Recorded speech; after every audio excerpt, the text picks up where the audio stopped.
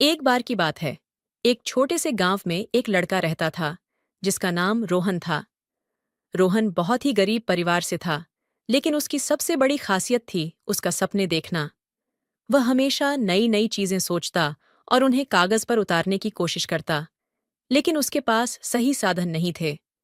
एक दिन रोहन के स्कूल के रास्ते में उसे एक बूढ़े आदमी से सामना हुआ। वह बूढ़ा आदमी अजीब सी पोशाक पहने हुए था और उसकी आंखों में गहरी चमक थी। उसने रोहन से कहा। बेटा, तुम्हें क्या चाहिए? रोहन ने संकोच करते हुए जवाब दिया। मैं बस एक पेंसिल चाहता हूँ ताकि मैं अपनी कल्पनाओं को कागज पर उतार सकूं। बूढ़ा आदमी मुस्कुराया और अपनी जेब से एक चमकती हुई पेंसिल निकाली। उसने कहा। ये कोई साधारण पेंसिल नहीं है। जो भी तुम इससे बनाओगे वह सच हो जाएगा, लेकिन इसे बुद्धिमानी से इस्तेमाल इतना करना। कहकर वह बूढ़ा आदमी गायब हो गया। रोहन चौंक गया, लेकिन उसके पास अब वह जादुई पेंसिल थी। वह घर गया और सोचने लगा, क्या सच में यह पेंसिल जादुई है? उसने पेंसिल उठाई और एक छोटे से सेब का चित्र बनाया।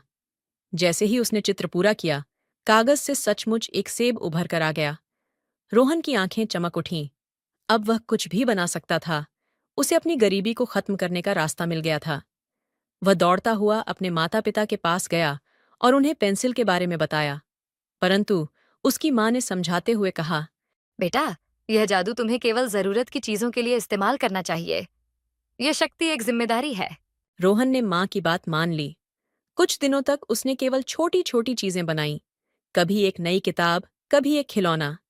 लेकिन धीरे धीरे उसकी इच्छाएं बढ़ने लगीं। एक दिन उसने सोचा, एक बड़ा महल बनाने का चित्र खींचा।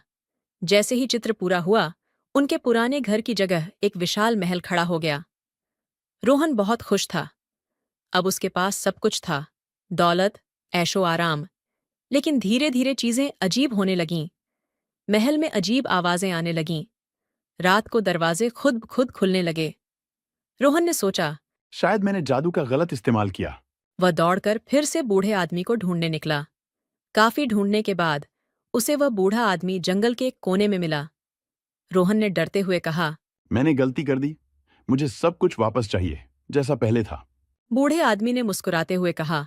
ये पेंसिल तुम्हारे सपनों को साकार कर सकती है, लेकिन ये तुम्हारी इच्छाओं के साथ साथ तुम्हारे डर और लालच को भी सच कर देती रोहन है। समझ गया कि उसने लालच में आकर गलतियां की थीं।